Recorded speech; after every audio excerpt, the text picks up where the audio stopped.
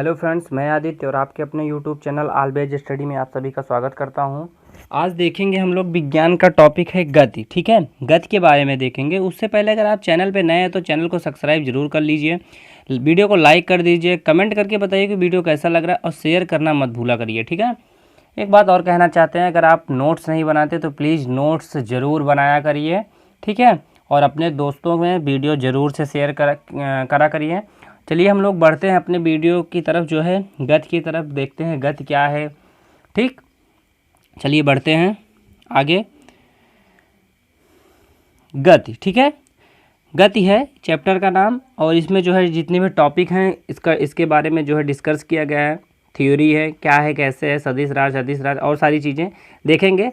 चलिए शुरुआत करते हैं अदिश राशि से। ठीक है, अदिश राशि वैसी भौतिक राशि जिनमें केवल परिमाण होता है, दिशा नहीं, उसे अदिश राशि कहा जाता है। जैसे द्रव्यमान, चाल, आयतन, कार्य, समय, ऊर्जा आदि। ठीक, ये जो है अदिश राशि कहलाती हैं। ठीक है, जैसे अदिश राशि के उदाहरण जैसे क्या है, द्रव्यमान है, चाल है, आयतन है, कार्य है, समय है, ऊर्जा, ठीक, आदि। ये जो है अदिश राशियाँ हैं। नोट: विद्युत धारा, ताप, दाब, ये सभी अदिश राशियाँ हैं। ठीक, ये सभी भी अदिश राशियाँ हैं। आगे बढ़ते हैं सदिश राशि की तरफ। सदिश राशि वैसी भौतिक राशि जिनमें परिमाण के साथ साथ दिशा भी रहती है और जो योग के निश्चित नियमों के अनुसार जोड़ी जाती है, उसे सदिश राशि कहते हैं। जैसे वेग, विस्थापन, बल, त्वरण आदि। ठीक, ये जो है सदिश राशियाँ हैं। ठीक है, इसके बाद आगे और देखते हैं दूरी किसी दिए गए समय अंतराल में वस्तु द्वारा तय किए गए मार्ग की लंबाई को दूरी कहते हैं। दूरी किसे कहते हैं? किसी दिए गए समय अंतराल में वस्तु द्वारा तय किए गए मार्ग की लंबाई को दूरी कहते हैं। दूरी कैसी राशि है? दूरी एक सदिश राशि है। यह सदैव धनात्मक, पॉजिटिव होती है। दूरी जो है कभी ऋणात्मक नहीं होती, ये जो है हमेशा पॉजिटिव ही रहती है। ठीक है, आगे बढ़ते हैं विस्थापन देखते हैं क्या होता है। ठीक है, विस्थापन एक निश्चित दिशा में दो बिंदुओं के बीच की लंबवत दूरी को विस्थापन कहते हैं। यह सदिश राशि होती है। विस्थापन कौन सी राशि होती है? यह जो है सदिश राशि होती है। इसका एसआई मात्रक मीटर है। ठीक, विस्थापन का एसआई मात्रक मीटर है। विस्थापन धनात्मक, ऋणात्मक और शून्य कुछ भी हो सकता है। विस्थापन जो होता है ये धनात्मक भी हो सकता है, ऋणात्मक भी हो सकता है और शून्य भी हो सकता है। ठीक है, विस्थापन जो है, और विस्थापन सदिश राशि है। इसका एसआई मात्रक मीटर है। ठीक, तो आगे बढ़ते हैं। चाल क्या होता है इसके बारे में डिस्कस करते हैं। चाल किसी वस्तु के विस्थापन की दर को चाल कहते हैं। किसी वस्तु के विस्थापन की दर को चाल कहते हैं। अर्थात चाल बराबर दूरी बटे समय। ठीक, यह एक सदिश राशि है। इसका एसआई मात्रक मीटर प्रति सेकंड है। चाल का एसआई मात्रक मीटर प्रति सेकंड है। और चाल किसे कहते हैं? किसी वस्तु के विस्थापन की दर को चाल कहते हैं। अर्थात चाल बराबर दूरी बटे समय। ठीक, आगे देखते हैं वेग क्या होता है। किसी वस्तु के विस्थापन की दर को या एक निश्चित दिशा के प्रति सेकंड वस्तु द्वारा तय की गई दूरी को वेग कहते हैं।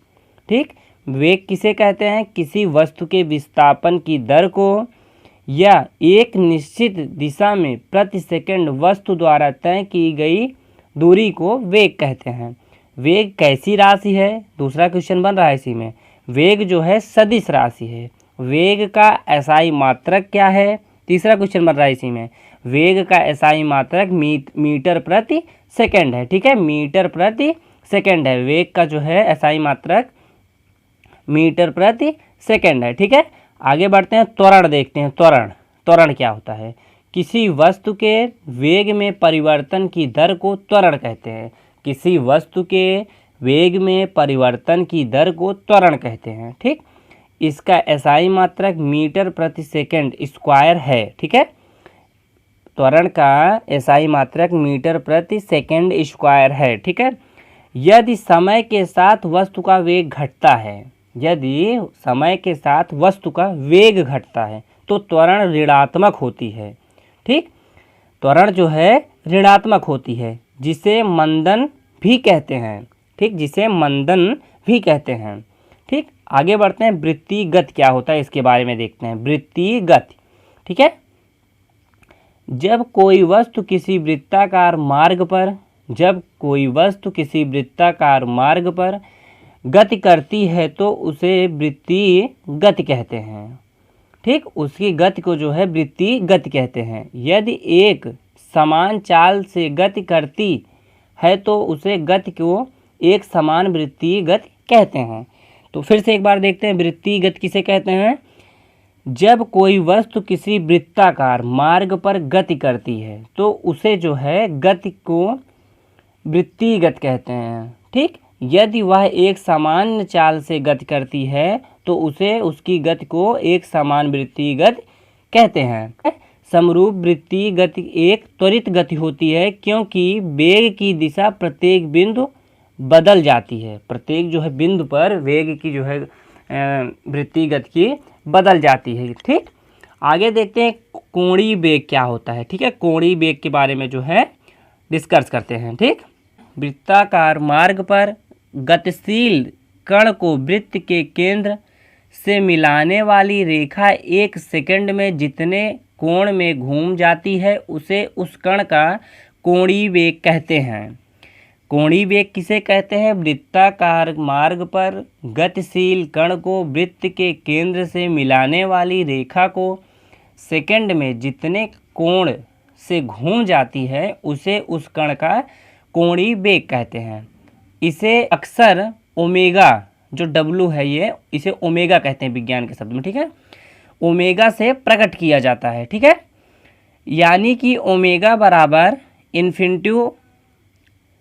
इन्फिनिटी अपान टी बोले तो समय। यदि कण एक सेकंड में n चक्कर लगाता है तो ओमेगा बराबर 2πn। ठीक, आगे देखते हैं। क्योंकि एक चक्कर में कण 2π बराबर 360 डिग्री रेडियन में घूम जाती है। ठीक, यदि वृत्ताकार मार्ग में त्रिज्या r है और कण एक सेकंड में n चक्कर लगाता है तो उसके द्वारा एक सेकंड में चली गई दूरी वृत्त की परिधि गुणे n बराबर 2πrn, यही उसकी रेखीय चाल होगी। ठीक, आगे देखते हैं हम लोग जो है, यानी कि v बराबर 2πrn। ठीक है, v बराबर 2πn गुणे r बराबर w गुणे r, तो कोष्टक में जो है w बराबर 2πn। ठीक, ये यहाँ पे इसका समाप्त हुआ। आगे देखते हैं रेखीय चाल। रेखीय चाल बराबर कोणीय चाल गुणे त्रिज्या। रेखीय चाल बराबर कोणीय चाल गुणे त्रिज्या। ठीक, ये समाप्त होता है। आगे देखते हैं न्यूटन के गति नियम। न्यूटन का गति का नियम क्या है? ठीक, भौतिकी के पिता न्यूटन ने सन 1687 ईस्वी में अपनी किताब प्रिंसिपिया में गति के पहले नियम को प्रतिपादित किया था। ठीक, न्यूटन का जो पहला नियम है गति का, भौतिकी के पिता न्यूटन ने सन 1687 ईस्वी में अपनी किताब प्रिंसिपिया में गति के पहले नियम का प्रतिपादन किया था। न्यूटन का पहला गति का नियम क्या है, इसके बारे में हम लोग जो है डिस्कस करते हैं। ठीक, देखते हैं कि न्यूटन का पहला नियम क्या है। यदि कोई वस्तु विराम अवस्था में है, यदि कोई वस्तु विराम अवस्था में है मतलब कि वो कहीं पे रखी गई है, तो वह विराम अवस्था में रहेगी। तो वो विराम ही अवस्था में रहेगी, अर्थात कि वो जिस अवस्था में रखी गई है उसी अवस्था में रहेगी।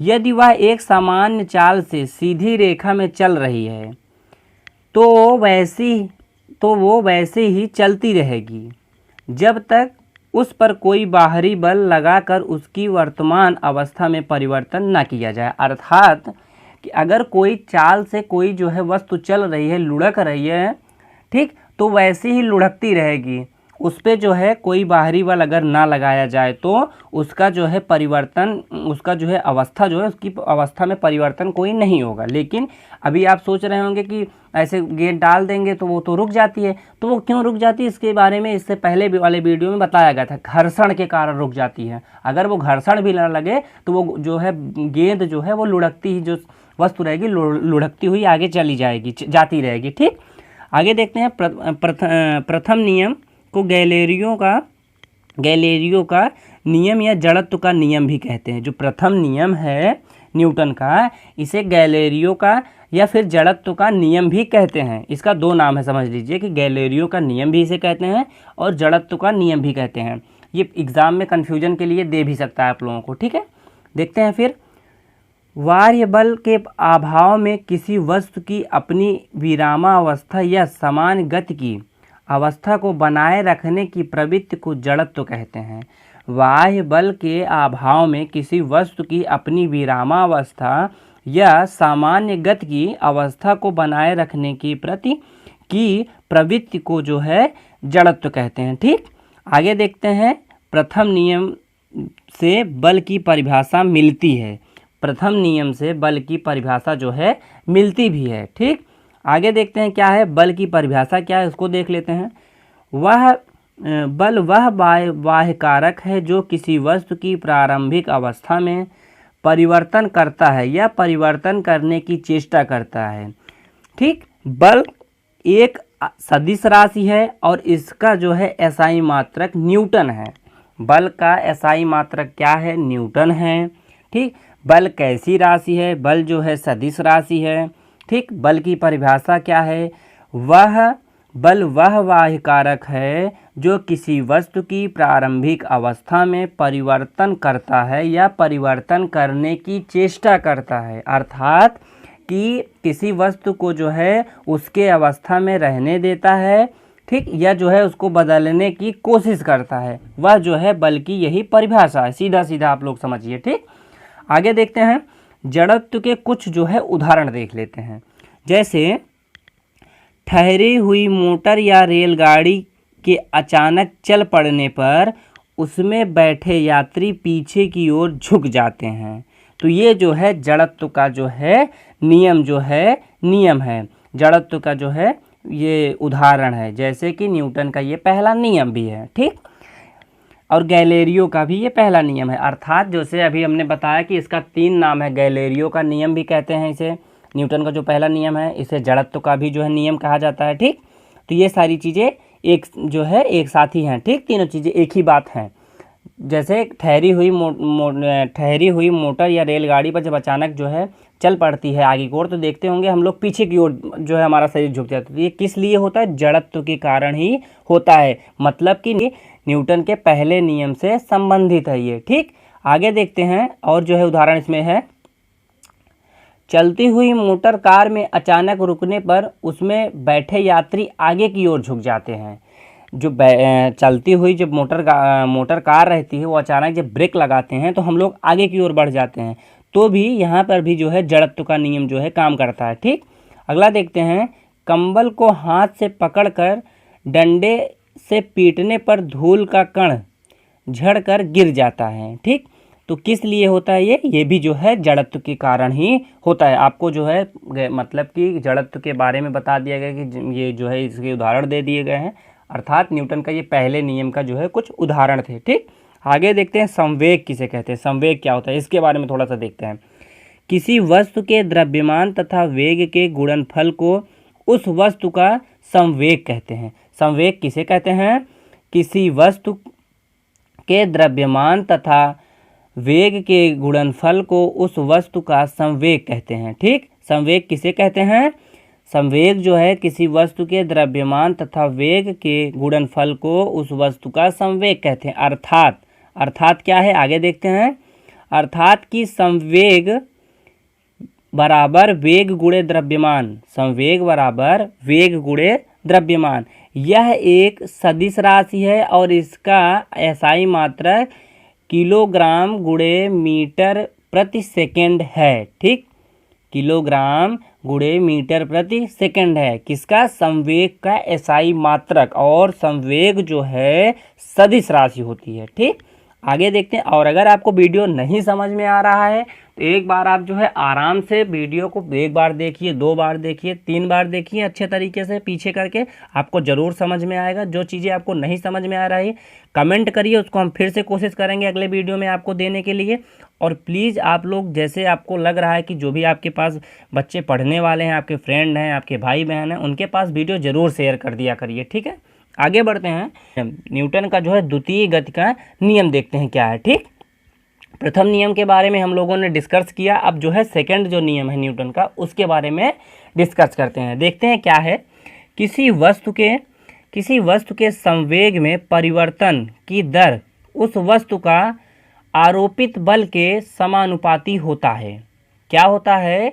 क्या होता है देखते हैं। संवेग में परिवर्तन की दर उस वस्तु का आरोपित बल के समानुपाती होती है तथा संवेग परिवर्तन की दिशा में होता है। संवेग जो है परिवर्तन की दिशा में होता है।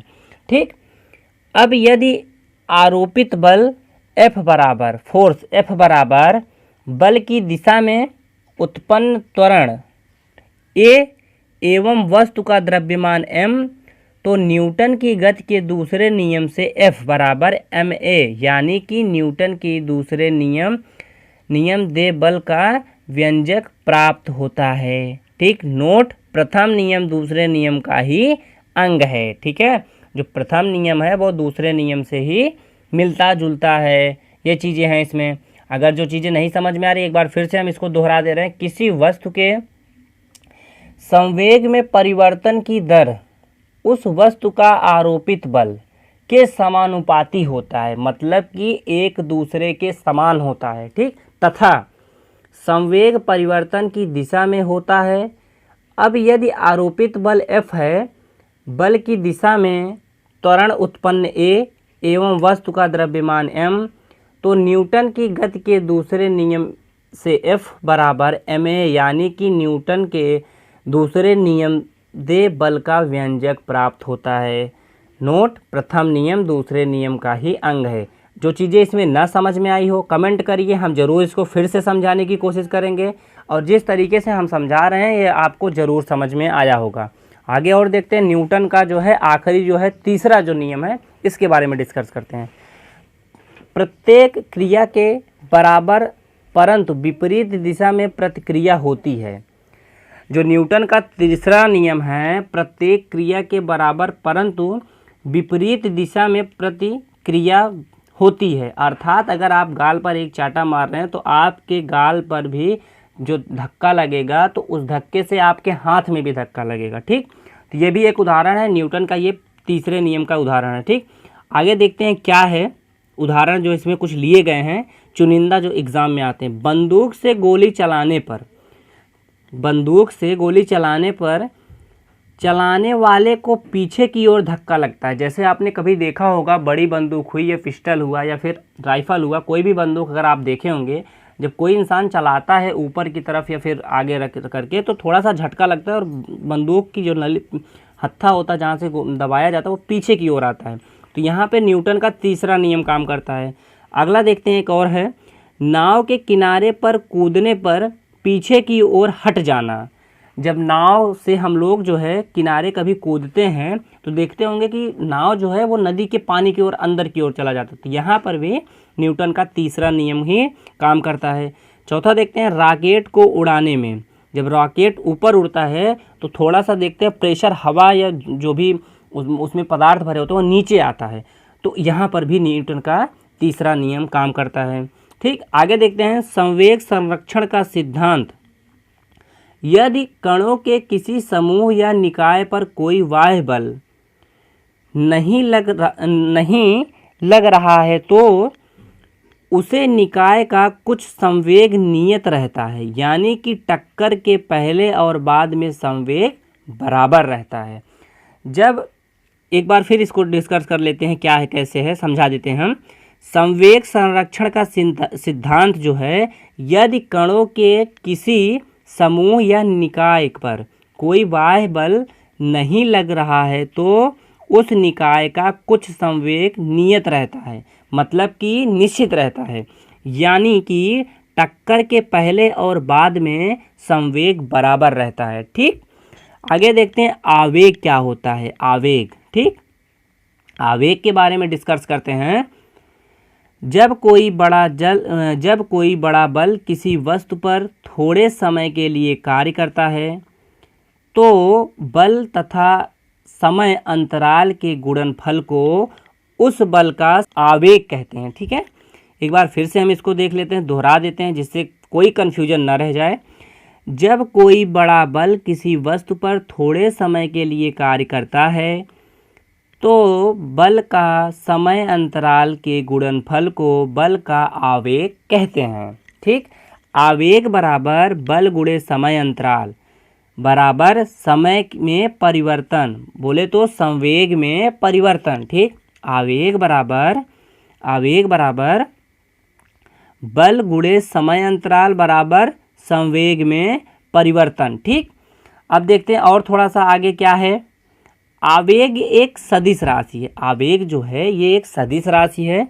इसका एसआई मात्रक न्यूटन सेकेंड NS है, न्यूटन सेकेंड है। ठीक, तथा इसकी दिशा वही होती है जो बल की होती है। आवेग की दिशा जो है बल की ही दिशा होती है। अगर हम पीछे से धक्का मार रहे हैं आगे की ओर तो आगे की ओर ही आवेग की जो है दिशा भी होगी। ठीक, ये चीज़ें आपको मेरे हिसाब से तो शायद क्लियर हो गई होंगी। अगर नहीं हो रही हैं तो एक बार वीडियो रिवर्स करके फिर से देखिए, ज़रूर से जो है आपको जो है ये चीज़ें, ये मैटर आपको क्लियर हो जाएगा। ठीक, आगे बढ़ते हैं, अभिकेंद्री बल के बारे में देखते हैं क्या होता है अभिकेंद्री बल। ठीक है, अभिकेंद्री बल के बारे में डिस्कस करते हैं। जब कोई वस्तु किसी वृत्ताकार मार्ग पर चलती है तो उस पर एक बल वृत्त के केंद्र की ओर कार्य करता है। जब कोई वस्तु किसी वृत्ताकार मार्ग पर चलती है तो उस पर एक बल वृत्त के केंद्र की ओर काम करता है। इस बल को अभिकेंद्री बल कहते हैं। उस बल को अभिकेंद्री जो है बल कहते हैं। इस बल के अभाव में वस्तु वृत्ताकार मार्ग पर नहीं चल सकती। यदि कोई m मतलब द्रव्यमान का पिंड v चाल से r त्रिज्या के वृत्तीय मार्ग पर चल है, मतलब कि चल रहा है, तो उस पर कार्यकारी वृत्त के केंद्र की ओर आवश्यक अभिकेंद्रक बल F बराबर mv/r होता है। अब जो चीज़ें आपको नहीं समझ आई एक बार इसको फिर से हम रिवाइज कर देते हैं, आप लोग देख लीजिए। कोई वस्तु किसी वृत्ताकार मार्ग पर चलती है तो उस पर एक बल वृत्त के केंद्र की ओर कार्य करता है। बल को अभिकेंद्री बल कहते हैं। इस बल के अभाव में वस्तु वृत्ताकार मार्ग पर नहीं चल सकती है। यदि कोई m द्रव्यमान का पिंड v चाल से r त्रिज्या के वृत्तीय मार्ग पर चल रहा है, तो उस पर कार्यकारी वृत्त के केंद्र की ओर आवश्यक अभिकेंद्री बल F बराबर mv/r होता है। ठीक है, आपको अगर वीडियो ना समझ में आ रहा हो तो वीडियो एक बार रिवाइज करके देखिए, आपको ज़रूर समझ में आ रहा है। यहाँ पे जो है ये पार्ट ख़त्म होता है। आगे हम लोग देखेंगे जो भी अगला पार्ट जो भी आएगा इसके आगे का जो है भाग। उससे पहले एक रिक्वेस्ट और है, अगर आपको वीडियो समझ में आ रही है तो बहुत अच्छी बात, नहीं आ रही है तो कमेंट करिए, मैं और कोशिश करूँगा जो है आपको डिस्कस करने के लिए, और अच्छे तरीके से कोशिश करूँगा अपने तरीके से। हालांकि अभी तो मैं पूरी कोशिश कर रहा हूँ कि आपको पूरा वीडियो अच्छे से समझ में आए, आपको अच्छा टॉपिक ढूंढ के हर जगह से दिया जा रहा है। ठीक, तो और एक चीज़ है कि आपको फ्रेंड सर्किल में जितने लोग भी हैं वीडियो ज़रूर शेयर कर दिया करिए। ज़्यादा से ज़्यादा 5 से 7 मिनट लगता है, अगर आप चाहेंगे तो 5 से 7 मिनट में आप कुछ नहीं तो 30-40 लोगों के पास शेयर कर सकते हैं, और भी बच्चे थोड़ा सा हेल्प हो जाए। कमेंट करके लाइक करके ज़रूर बताया करिए कि वीडियो कैसा लग रहा है, इससे हमें भी अच्छा लगेगा कि हम वीडियो बना रहे हैं तो आप लोगों के काम आ रहा है। ठीक है, चलिए मिलते हैं अगले वीडियो में। Thanks for watching.